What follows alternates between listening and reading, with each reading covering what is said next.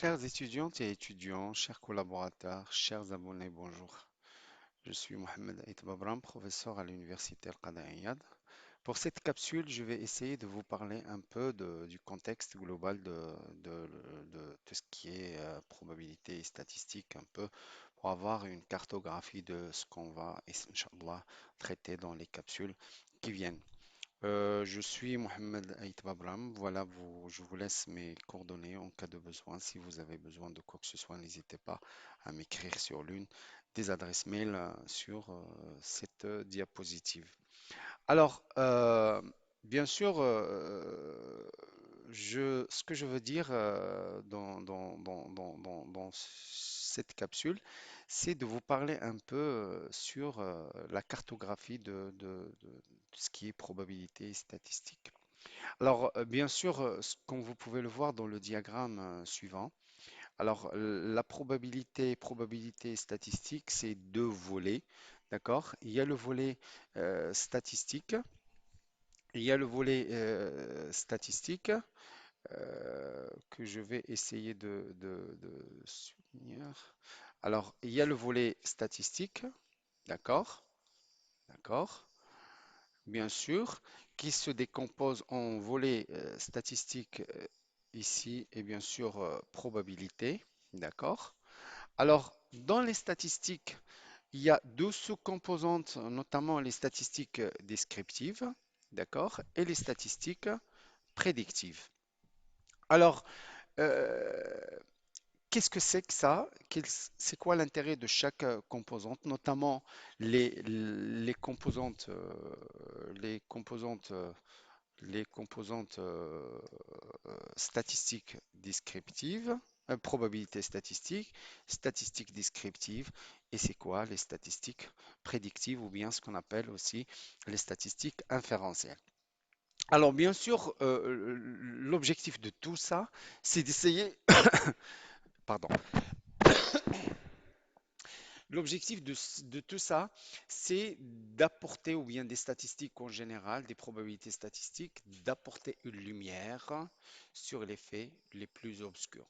Ça veut dire en d'autres termes, c'est toute la théorie qui travaille pour apporter des réponses. Comme je vous ai expliqué, c'est gérer, générer, générer des connaissances. Connaissances sur des problèmes aussi complexes qu'on peut l'imaginer.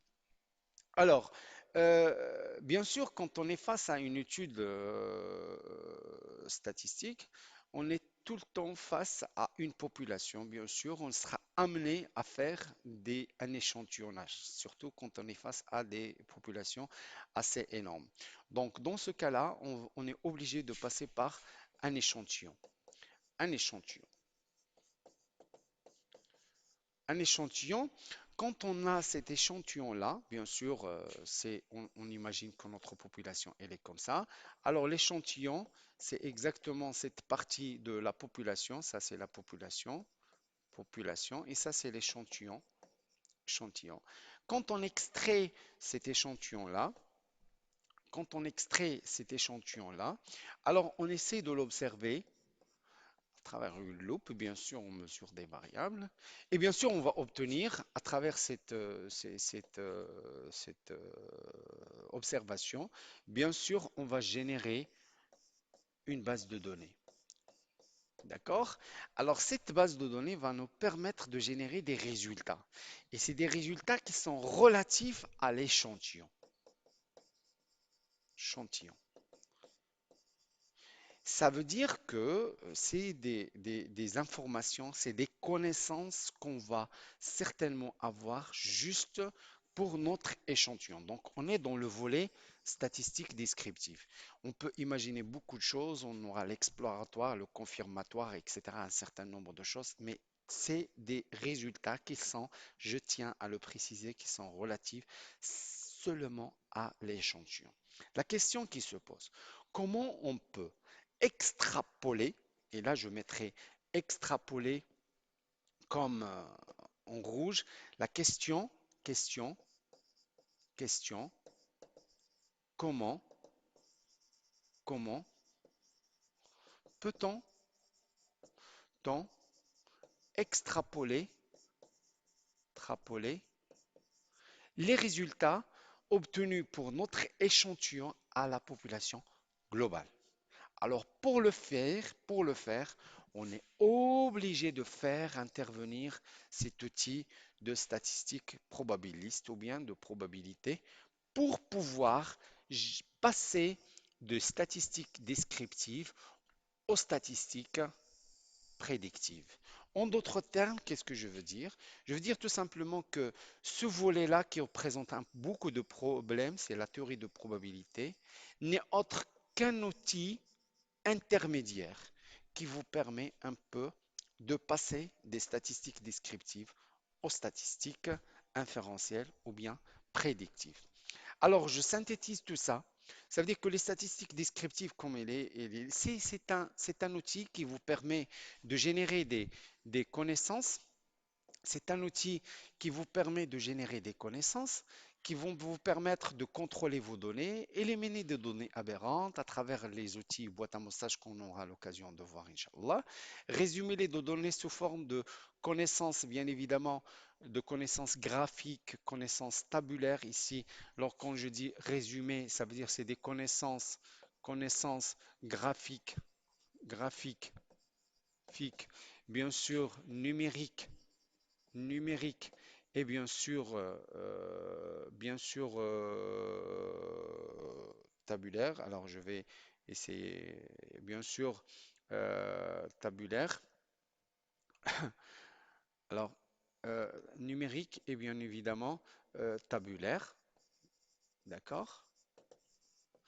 Étudier les particularités de ces données, bien évidemment, si on arrive à ce niveau-là, donc ça va être important. Alors, les statistiques probabilistes, c'est un ensemble d'outils qui essaie de comprendre un peu tout ce qui est mécanismes aléatoires qui sont relatifs à nos données.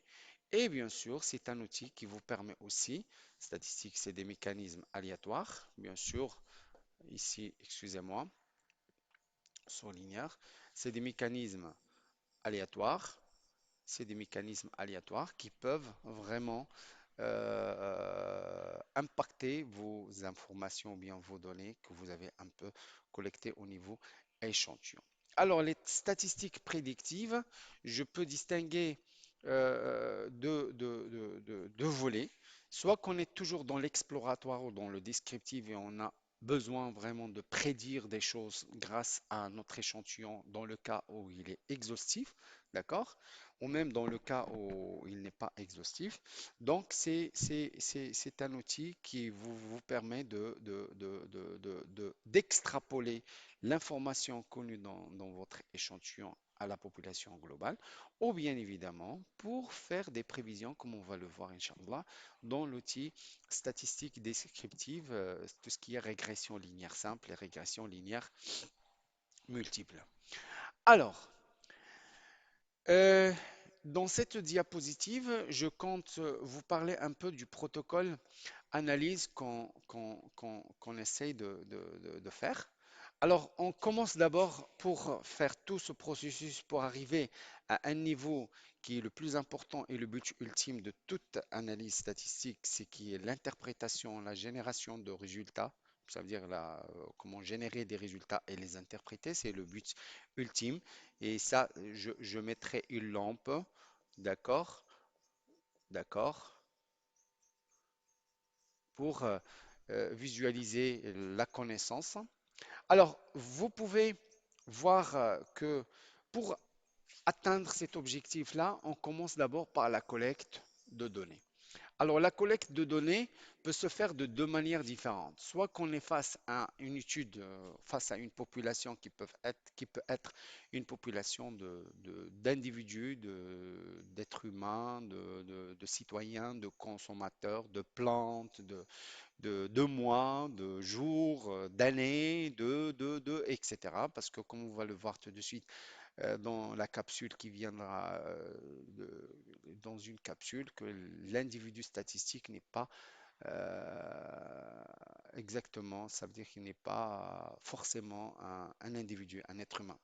Alors, on peut aussi utiliser l'outil plan d'expérience. Ça veut dire que les données qu'on va collecter vont être des données qui vont émaner d'une série d'essais dans le cadre d'une expérience donnée qui peut s'imaginer, qu'on peut imaginer ici les plans d'expérience peut être, quand on voit l'expérience, on a l'impression d'être dans le laboratoire, mais c'est pas toujours le cas parce qu'on peut être dans le laboratoire, par exemple, laboratoire, mais on peut s'imaginer aussi dans une expérience de dégustation éventuellement dans l'analyse sensorielle ou bien ce qu'on appelle le marketing sensoriel ou bien sur des échantillons qu'on donne à des consommateurs à déguster et nous donner leur retour concernant quelques caractéristiques, notamment la sucrosité, la couleur, l'acidité, etc., etc. Ça aussi, on peut le voir sous forme d'une expérience. Ça veut dire qu'on est toujours dans le laboratoire, mais dans le laboratoire, l'instrument de mesure peut être un individu, d'accord, comme ça peut être une machine, bien sûr, machine. Alors, une fois les données sont collectées, bien sûr, on passe automatiquement à la saisie, d'accord, à la saisie.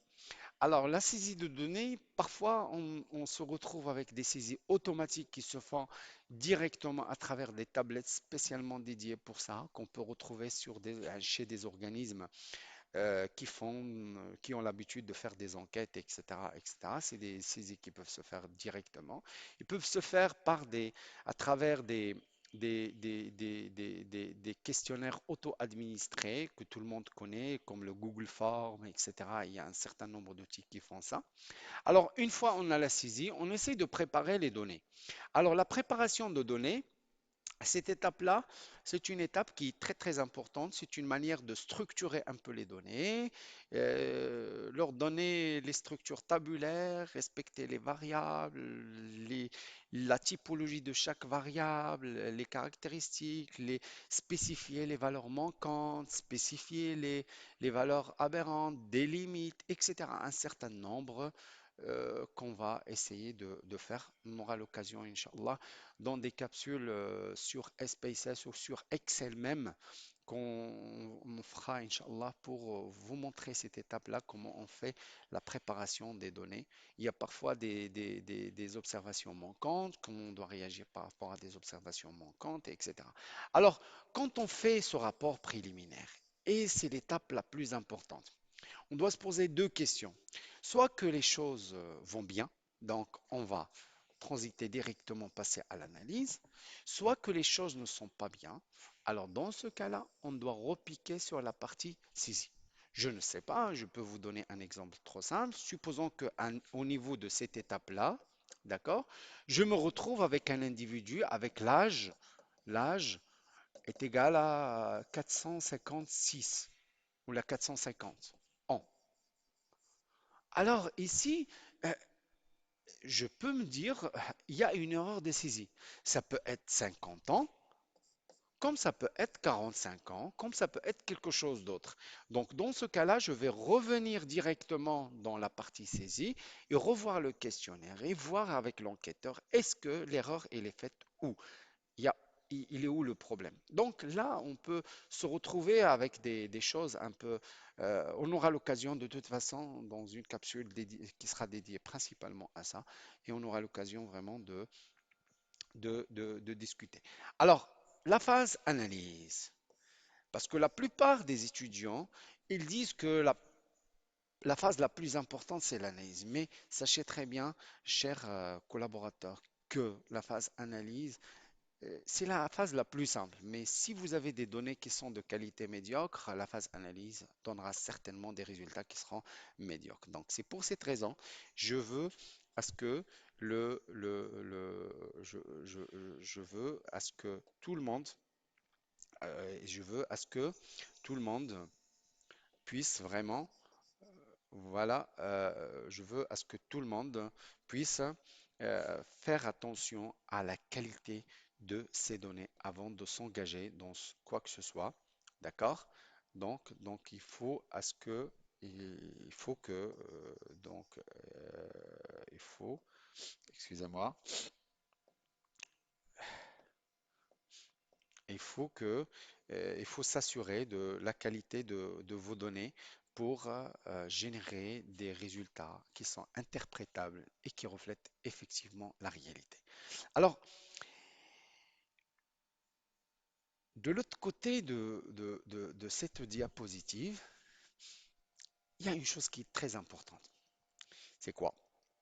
C'est que si vous voulez que ce processus-là qui est à votre gauche se passe dans de bonnes conditions, il faut être visionnaire. Il faut avoir une une vision qui a une portée assez large et assez complexe et assez porteuse de toute la problématique que vous allez faire. Donc, il faut commencer par des hypothèses, voir les hypothèses qui sont très importantes, d'accord? On ne sait jamais, vous posez une question, par exemple, dans votre questionnaire, il y a une question de je ne sais pas quoi, quel est le revenu mensuel de votre ménage? Alors, vous êtes sûr que ce revenu mensuel, vous ne pouvez pas l'avoir, d'accord? Vous ne pouvez pas l'avoir, donc, vous ne pouvez pas l'avoir tout simplement parce que les gens ils vont pas vous répondre. Donc là, si vous posez cette question-là et vous êtes sûr qu'il y aura des non-réponses, alors là, dans ce cas-là, il faut penser à poser d'autres questions, d'autres manières de remédier à ce blocage de réponse. D'accord? Il faut aussi voir des hypothèses concernant la population cible éventuellement.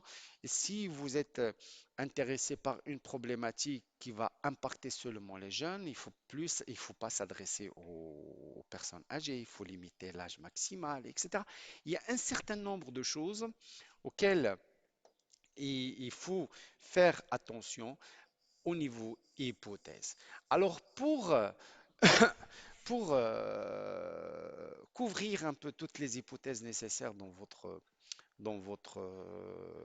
analyse ou dans le processus, dans votre protocole d'analyse, il faut faire une très bonne recherche bibliographique concernant votre problématique. Essayez de brainstormer ou bien de concerter avec les gens du domaine, etc., etc., pour ne pas faire un mauvais départ.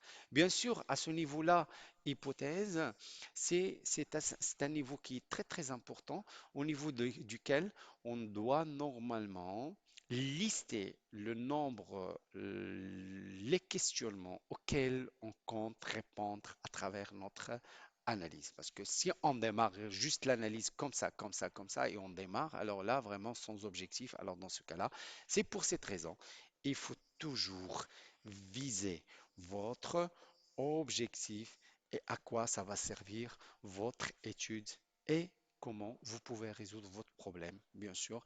Donc, ça veut dire il faut toujours garder l'œil sur, je suis désolé, c'est pas un œil ça. Donc, il faut toujours garder sous l'œil, bien sûr, votre l'œil sur votre objectif tout au long du parcours et vous allez certainement faire des ajustements et des réajustements afin que votre étude puisse vraiment aboutir aux objectifs escomptés. Je pense que j'ai rien oublié à ce niveau-là. Donc, j'espère que cette vidéo sera intéressante pour vous, un peu pour vous éclaircir un peu la vision globale des études statistiques dans leur globalité. D'accord? Je vous remercie infiniment et à la prochaine, Inch'Allah. Merci.